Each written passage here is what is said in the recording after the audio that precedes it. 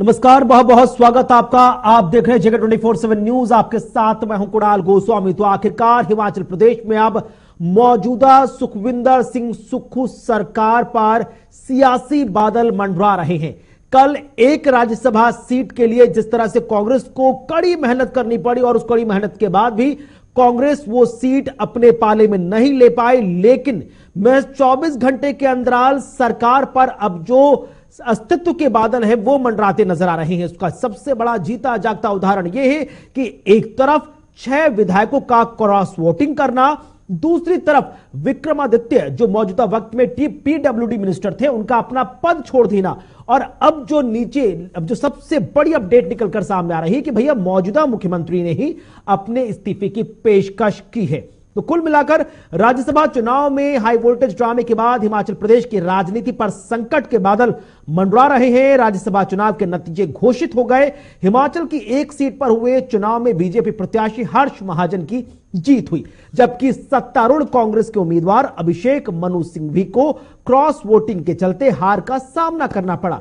अब हिमाचल प्रदेश में बीजेपी के पास बहुमत नहीं था, लेकिन फिर भी कांग्रेस के 6 विधायकों की क्रॉस वोटिंग ने भारतीय जनता पार्टी को जीत का स्वाद चखा दिया, जिसकी वजह से कांग्रेस और बीजेपी दोनों ही इस वक्त अब मौजूदा वक्त में आंकड़ों के हिसाब से बराबर बराबर नजर आ रहे हैं, क्योंकि 6 विधायक खुलकर कह रहे हैं कि अब वो भारतीय जनता पार्टी के साथ कमल थामते हुए नजर आएंगे। इसी पर हम चर्चा को आगे बढ़ाएंगे। कुछ बेहद खास मेहमान भी हमारे साथ जुड़ेंगे, लेकिन शुरुआत हम पहली बड़ी खबर के साथ कर रहे हैं, जहां पर हिमाचल प्रदेश में सियासी संकट लगातार मंडरा रहा है।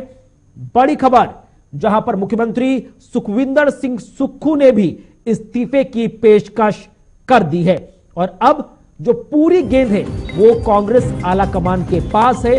कांग्रेस के दिग्गज नेता लगातार एक के बाद एक बहुत क्लोज ऑब्जर्वेशन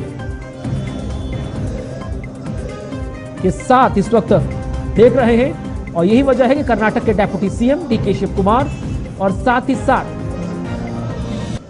पूर्व मुख्यमंत्री हरियाणा के भूपेंद्र सिंह हुड्डा दोनों इस वक्त सरकार बचाने की जुगात में लगे हैं कि चाहे सुखविंदर सिंह सुक्खू सीएम रहे ना रहे, लेकिन सरकार रहनी चाहिए।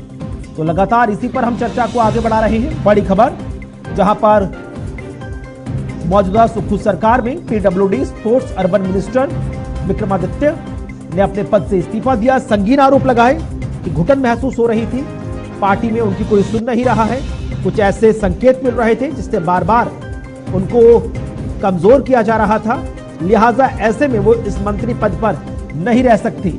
और अब दूसरी तरफ जब बजट सत्र की बात आई तो यहां पर भारतीय जनता पार्टी जो विपक्ष की भूमिका निभा रही है वो राज्यपाल शिव प्रताप सिंह के पास जा पहुंची और सीधे मत विभाजन की मांग की है, जिसके बाद पूरी विधानसभा में जमकर हंगामा हुआ, धक्का मुक्की हुई है।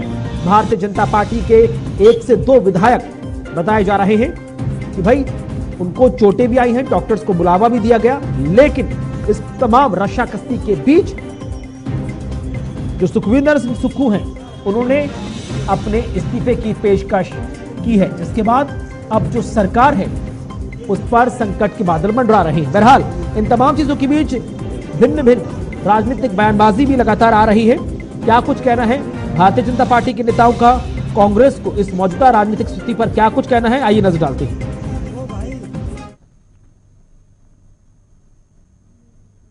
अपने परिवार न संभले, अपने विधायक न समझे, अपनी पार्टी न संभले और ठीकरा दूसरे पर डाले। जिनके अपने जिले में एक नहीं 2-2 विधायक छोड़कर चले गए, उसमें भारतीय जनता पार्टी क्या कर सकती है? आखिरकार ऐसा क्या घटा कि ये घटनाक्रम हुआ?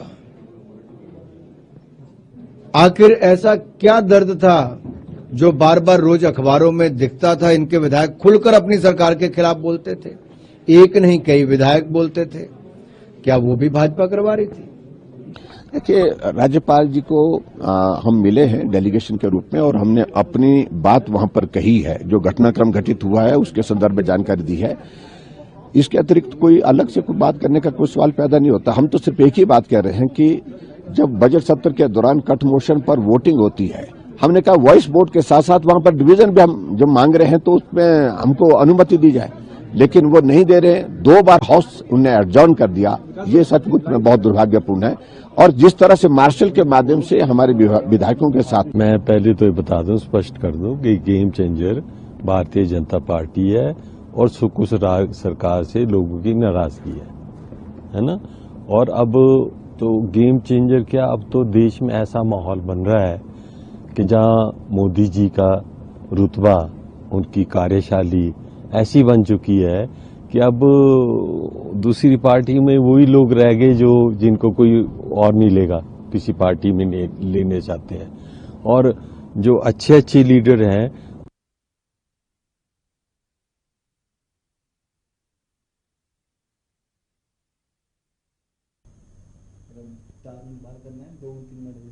हमारी ओर से इंटेंशन पूरा था, काम करने का नजरिया पूरा था और उसको हमने डिलीवर करने का हर संभव प्रयास in spite of all problems जो है वो किया है।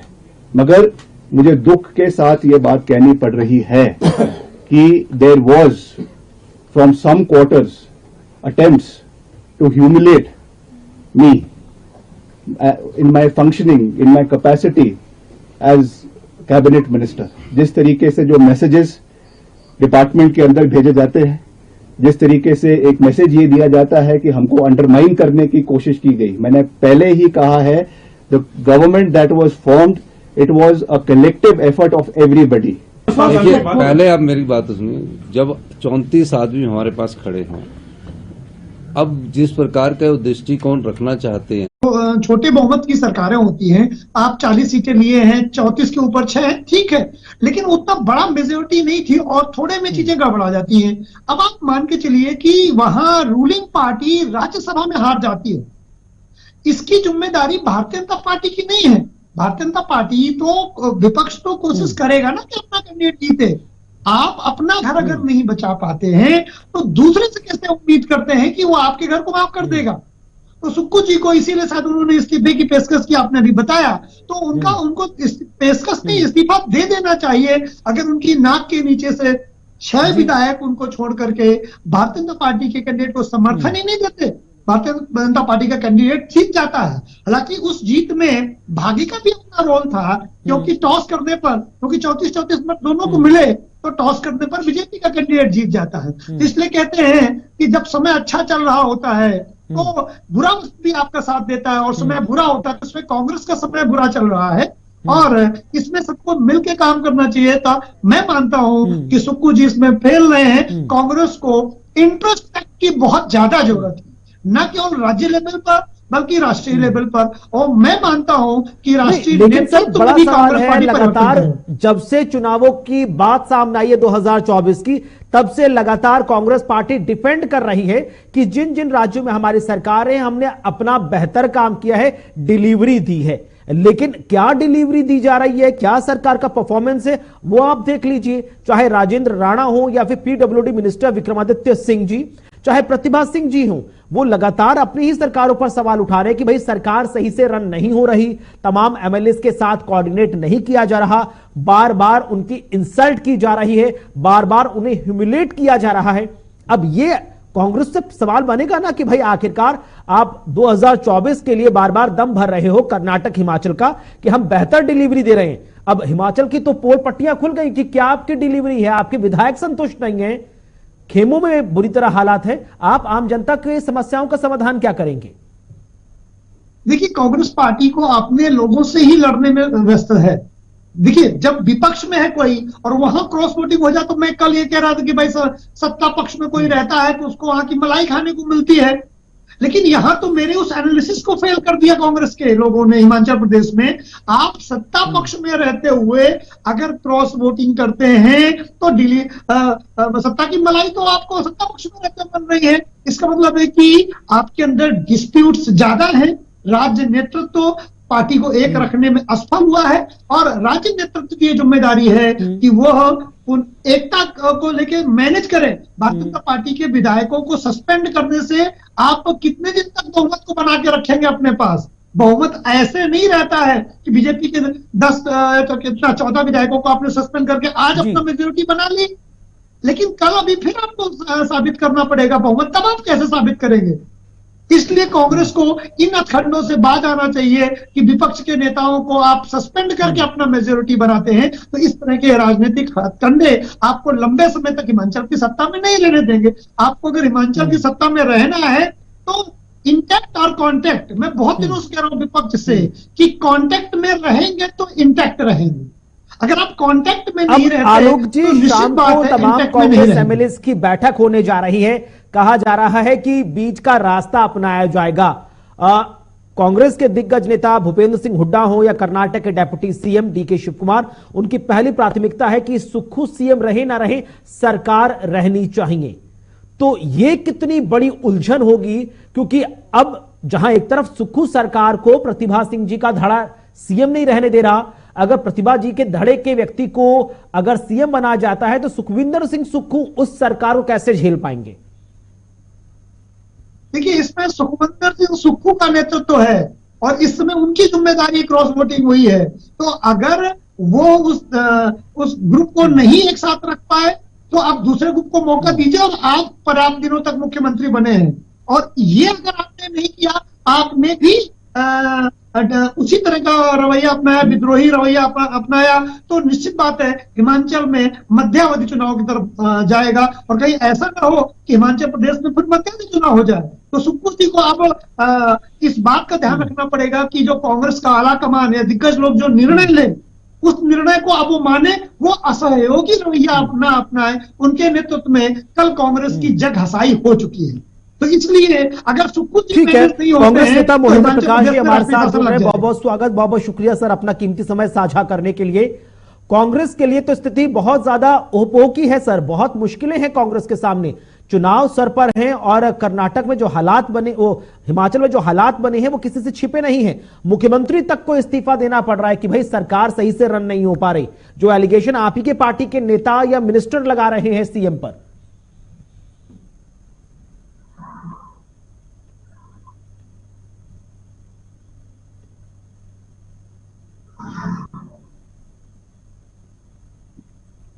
मोहिंद्र प्रकाश जी आवाज पहुंच पा रही है आप तक?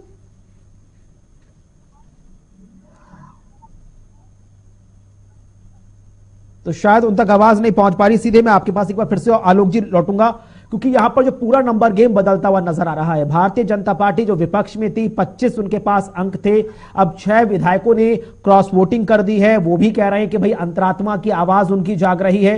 हो सकता है कि देश की तरक्की के नाम पर, सबका साथ सबके विकास के नाम पर वो भारतीय जनता पार्टी के साथ चले जाएं। 3 ऑलरेडी इंडिपेंडेंट विधायक हैं, वो भी बीजेपी के साथ नजर आ रहे हैं। तो क्या माना जाए, जो सीएम पूर्व सीएम जयराम ठाकुर ने कहा कि भाई वो राज्यपाल से मिले हैं और बजट सेशन के दौरान उन्होंने मत विभाजन की मांग की है, तो क्या माना जाए, कितनी संभावना है भारतीय जनता पार्टी के लिए कि भाई चुनाव से जस्ट पहले वो हिमाचल को जीत ले? नहीं, इसमें अभी मैं थोड़ी संभावना कम देख रहा हूं, क्योंकि इसमें दल बदल लगता नहीं है। और अगर मान लीजिए कि ये 6 विधायक निकल भी जाते हैं तो 2/3 के साथ उनकी मान्यता होगी। और अगर ये भारतीय जनता पार्टी को सपोर्ट करते हैं तो इनको वोटिंग के लिए तो दल बदल से नहीं निकाला जाएगा। लेकिन अगर बीजेपी का समर्थन करते हैं तो वो अपनी सदस्यता खो देंगे और हिमाचल में रह जाएगी 62 सीट, और 62 का जो 50% +1 है वो आपको बनेगा 32 सीट। तो अभी भी कांग्रेस के पास 34 विधायकों का समर्थन है, बिल्कुल किनारे पर है। अगर थोड़ी असंतोष बढ़ गई और 2-4 विधायक भारतीय जनता पार्टी के समर्थन में आ गए तो उनकी सदस्यता जाने के बाद में भी हिमाचल की सरकार गिर जाएगी। तो कांग्रेस पार्टी अभी अगर प्रयास करे तो वो शायद सरकार बचा ले, लेकिन अगर कांग्रेस पार्टी ने एक और गलती कर दी तो मैं मानता हूं कि ऐसा ना हो कि भगवा परचम कांग्रेस का, तो कांग्रेस के झंडे के बाद भगवा परचम लहरा जाए हिमाचल में। ये इसकी संभावना से मैं इंकार नहीं करता।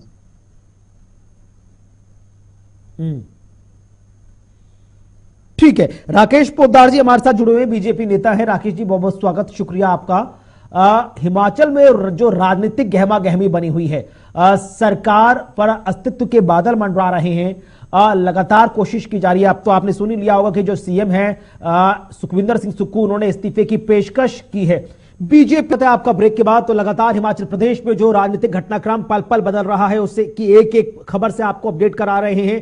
ताजा अपडेट ये कहती नजर आ रही है कि भाई मुख्यमंत्री सुखविंदर सिंह सुक्खू ने तुरंत आकर बयान दिया है। उन्होंने कहा कि इस्तीफे की खबरें निराधार हैं, मैंने इस्तीफे की कोई पेशकश नहीं की है, सरकार स्थिर है, सरकार के बाद 5 संख्या बल है और सरकार अपना 5 साल का कार्यकाल पूरा करेगी। तो पल पल अपडेट बदल रही है, उसी पर हम लगातार चर्चा को आगे बढ़ा रहे हैं कि आखिरकार सरकार के पास पर्याप्त संख्या बल है, लेकिन उसके बावजूद भी जो सरकार के अंदर या पार्टी के अंदर जो गुटबाजी है उन समस्याओं का समाधान कांग्रेस कैसे करेगी, जबकि दूसरी तरफ चुनाव सर पर है।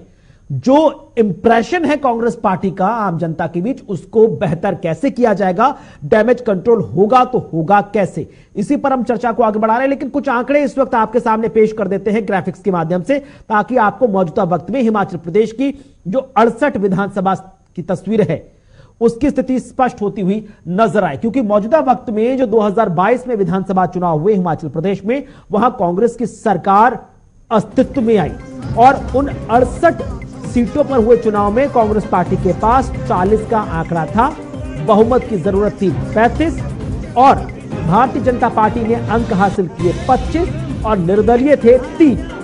लेकिन बीते दिन जो एक राज्यसभा सीट पर जो चुनाव हुआ जिसमें हर्ष महाजन वर्सेस अभिषेक मनु संघवी थे, वहां पर स्थितियां बदलती नजर आई हैं, क्योंकि 40 कांग्रेस के विधायकों में से 6 ने क्रॉस वोटिंग कर दी, पंचकुला चले गए, वापस लौटे आए हैं और अब वो भारतीय जनता पार्टी के साथ नजर आ रहे हैं। यानी कि कांग्रेस पार्टी का जो संख्या है वो घटकर हो गई है 34, भारतीय जनता पार्टी की अपनी 25, 3 निर्दलीयों का साथ भी बीजेपी के पास है। लिहाजा अब देखना बेहद खास है, क्योंकि एक तरफ जहां पीडब्ल्यूडी मिनिस्टर पूर्व सीएम वीरभद्र सिंह जी के बेटे और मौजूदा वक्त में कांग्रेस पार्टी की जो सांसद हैं, नेता हैं प्रतिभा सिंह जी के बेटे विक्रमादित्य ने सरकार की कार्यप्रणाली पर असंतोष जाहिर किया, मंत्री पद से इस्तीफा दे दिया।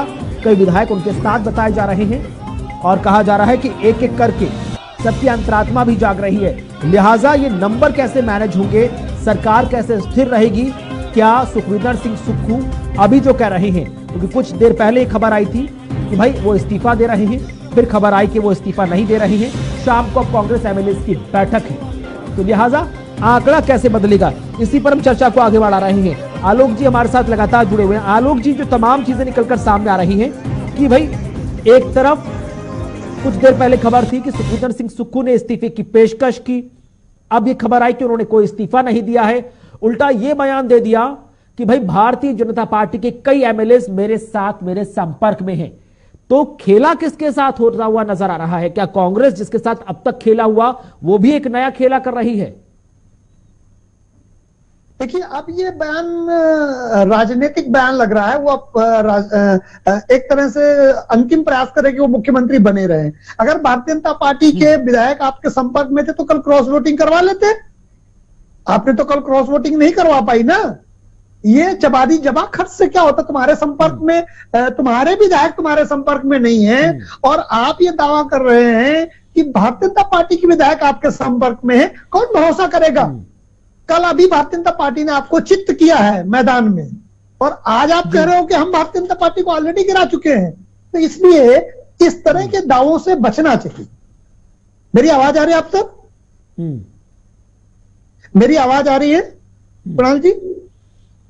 जी, लेकिन बड़ा सवाल है कि आलोक जी, हमने देखा है कि दोनों ही पहाड़ी राज्य, चाहे वो उत्तराखंड हो चाहे वो हिमाचल हो, यहां पर जो सरकारें बनती हैं वो जरा जरा से नंबर से बनती है और इसीलिए अस्थिरता दोनों राज्यों में नजर आती है। लेकिन हिमाचल में अब स्थितियां इसलिए महत्वपूर्ण होती नजर आ रही हैं क्योंकि सरकार के पास नंबर है, लेकिन सीएम कुर्सी पर सुखविंदर सिंह सुक्खू कितने दिन रहेंगे? क्या उनकी जगह मुकेश अग्निहोत्री आएंगे जो डेप्यूटी सीएम की पोजीशन में है, या विक्रमादित्य सिंह जी जो लगातार सरकार के खिलाफ बगावती तेवर अपना रहे हैं और कह रहे हैं कि भाई अब जो गेंद है वो कांग्रेस आला कमान के पाले में है? देखिए, मेरा अपना मानना है कि जब इस तरह के विस्फोट होते हैं तो कोई सरप्राइजिंग चेहरा आता है, क्योंकि फिर समझौता इस बात पे होता है कि ना आपका ना असंतुष्ट गुस्त का कोई चेहरा होगा, ना संतुष्ट